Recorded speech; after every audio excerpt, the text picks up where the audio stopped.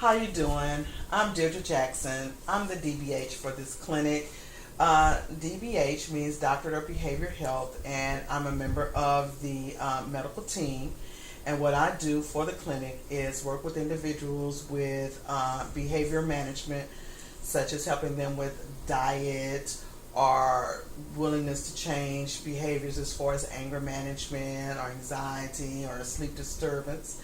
So I received your file from the primary care physician, and he did some questionnaires with the nurse, and they had some concerns about some peaks in your levels as it pertains to some possible anxiety.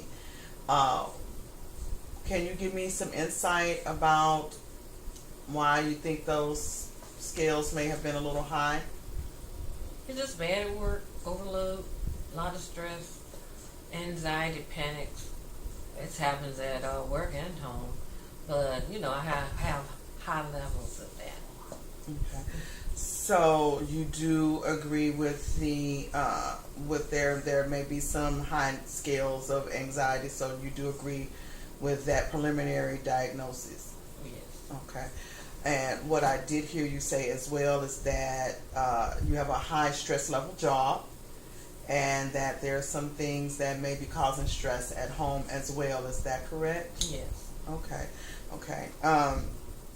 Can you give me an example of a stressor, of a stressful situation in your life where it's caused you stress? Can you give me an example of that? Could be, I guess, sickness, work, Work. and just coping skills for the world. To get out there in the world and cope better. Okay. About those things. Okay, so you've had some situations at work that can kind of bring you stress. A lot. Okay, okay. What would you like for this session to accomplish with speaking to me? What would you like to accomplish by speaking to me? I'd like to accomplish not having so much anxiety and panic attacks, and just just levels of coping skills that I can use basically. Okay, all right. What I heard you say was that you would like for this session to deal with identifying ways to deal with your panic attacks and to lessen your anxiety, and you would like to gain some coping skills.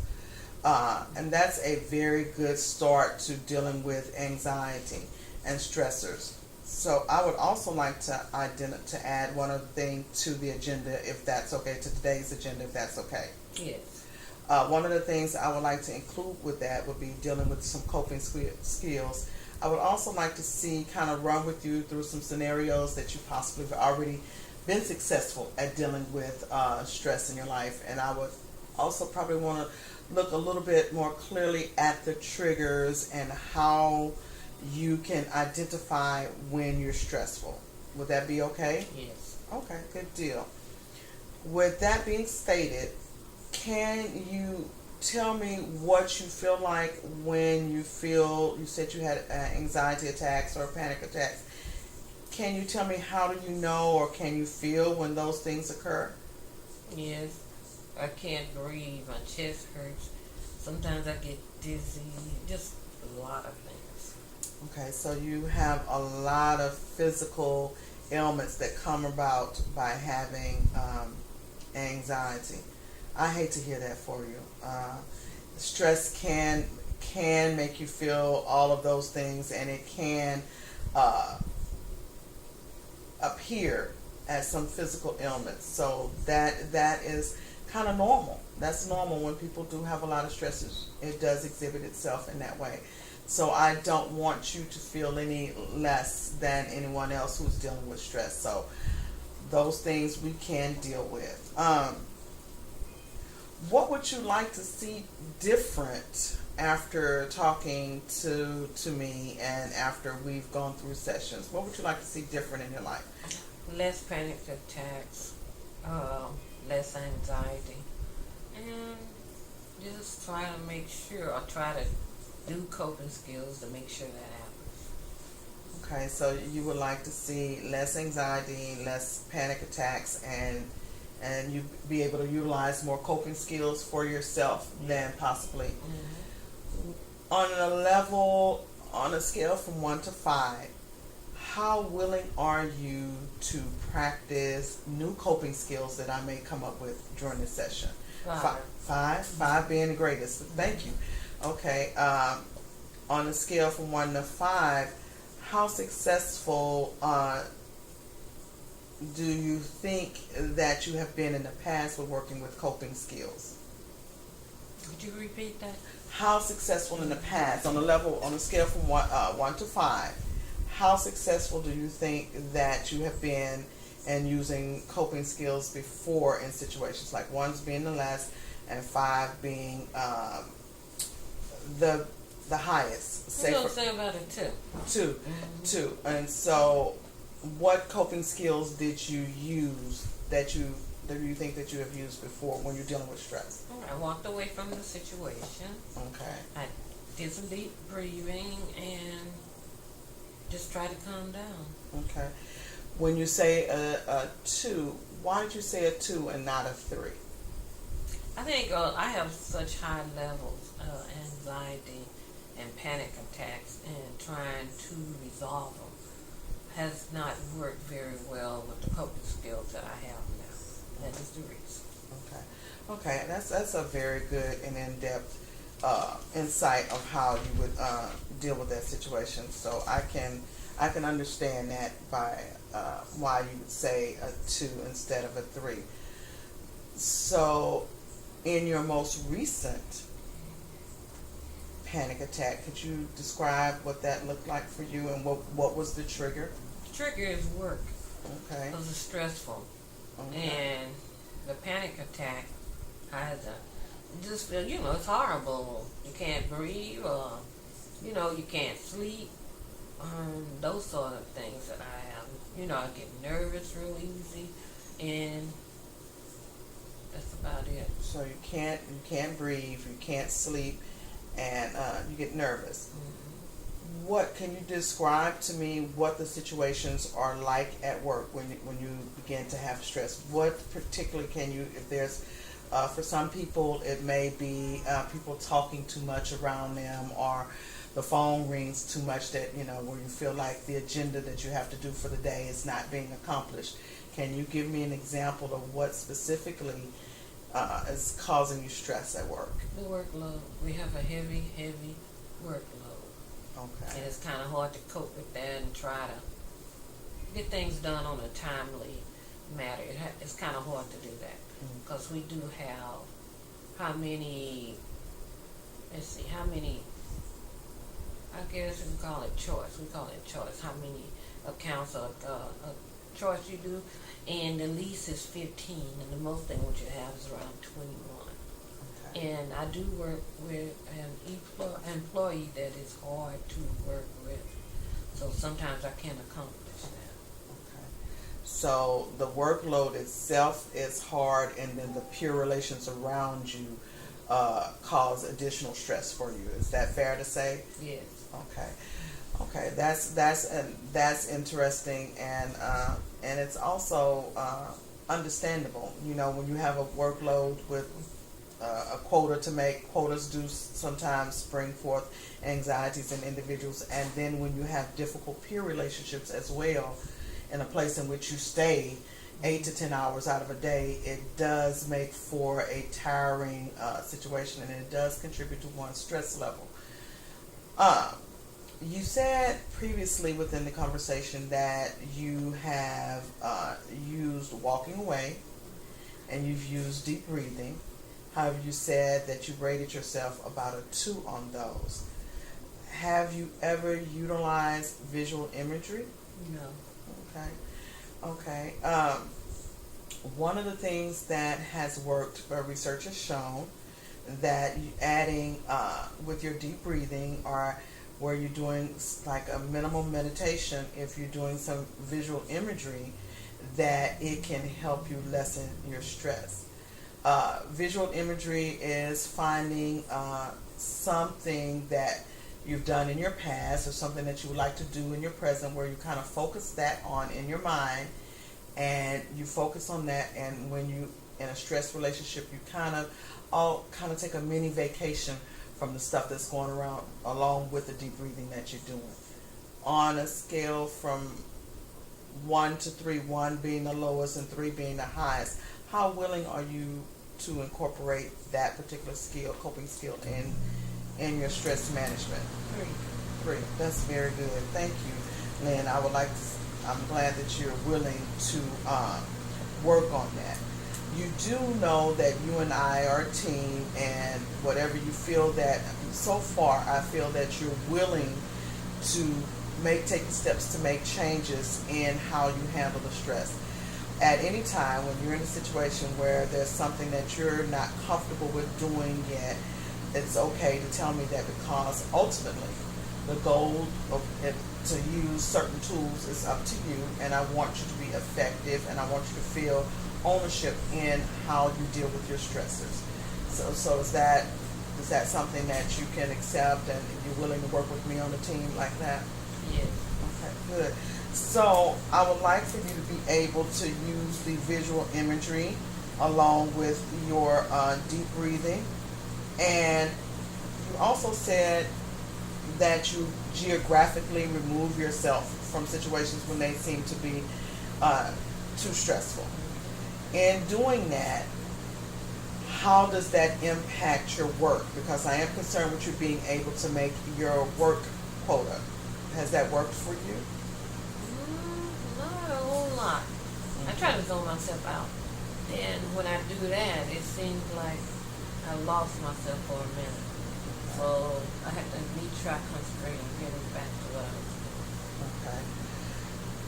Describe to me your day as far as how you prepare for your load, for your workload. We come in our job, you have to make sure you have authorization, verification of insurance, and you have to have a doctor's order. And, those are the things you prepare for. And you want to try to do that at least 2 to 3 days out. So when you come in, you just start preparing by, what I do is I print forms that I need, and that's how I start working on them to see what account needs what. And that's pretty much how we do it, or how I do it. Okay, that's good to come in every day and prepare and have forms that you're supposed to complete. Have you ever utilized maybe a checklist or a to-do list? Have you ever incorporated that in there? Because we can look at some organizational skills. Oh, really? Isn't that really? I've checklist in the head already. Okay. But I guess I could just do it to make sure. But I work my accounts very carefully, and I try to make sure all that's needed is there, because we had to have all this ready for the next day. Okay. So as far as the checklist, if you've been doing it a while, you know what you need to do. Okay. Well, that's good. I understand your hesitation about possibly incorporating another form. I was just wondering, and that's okay that you have some apprehensions about that, because I can't understand your position that that's an additional, and you've been doing this for a while, so you do understand that you don't necessarily need that skill. That's okay. Can you tell me about the peer relations that you're experiencing? How does that contribute to your stress level? I don't work with a person that I just can't work with. And the reason for that is we're a team. Okay. And we're supposed to split everything down the middle. Some things are harder than the other things. And this peer has decided to take the easy things and leave me with the hard things when we're supposed to share. And we've had discussions on how we could do this. And her last conclusion is she would do the easy stuff and I would do the hard stuff. So we call ourselves a team 3, but it's a team for the peer, and it's a team for me. In other words, we work well working separate, and that is not a team. I can understand how you could be frustrated in that situation. if you're supposed to be working as a team and then you have someone who is already prepared to work in isolation. So the things that you really would like to get accomplished, you cannot necessarily get accomplished as a team. And particularly if that is the mission or the philosophy of your workplace, is to work and utilize teams. So that could add to your frustration. And I hate to hear that for you. So one of the things we would like to do is work on how to work around and how to address those peers in those situations, and probably corresponding with teams and utilizing assertive communication, which assertive communication is not necessarily a attack situation, but it is stating your case in a given situation where it is tactful and it's professional, and you be able to assert your position where you can feel that you are preparing and are protecting yourself in a situation that could possibly be harmful to your livelihood. Would that be something that you're willing to participate in learning? Yes. Okay. So I would like to kind of sum up where we are. We've said that we're going to continue to possibly utilize meditation and our deep breathing. We're going to add some visual imagery in that. And then we're going to include assertive communication as ways in which to deal with your current situation. We've also stated that you're already doing the organizational aspect. It is just more environmental situations that are impacting your stress, not necessarily the task at hand is environmental. Would that be a fair assumption to state? Environmental, it has I have a little problem with that. But, most people, they're not hard to work with. Okay. Not at all. It's just this peer that I work with. Okay. So we don't seem to see eye to eye. But the other people that are in there, it's pretty good communication. Okay. So what I'm hearing you saying is not the entire environment, it's one individual, and the focus would being able, that individual happens to be on your team, and how we can work within the system and around this individual to lessen your stress.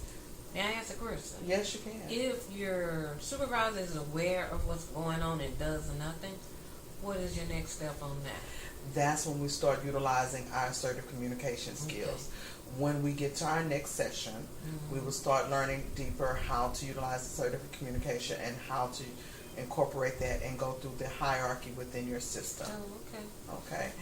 Well, Miss Jones, I would like this opportunity to continue to, I like the opportunity to work with you as a team member to help you address this particular concern so it can diminish in your life and increase your health awareness. I don't want you to continue to be dealing with how the stress impacts your sleep and your ability to have memory, lose memory. So I'm hoping that we put some skills in place where we can address these concerns for you and we will be successful. I would like to continue to work with you as a team to address your concerns.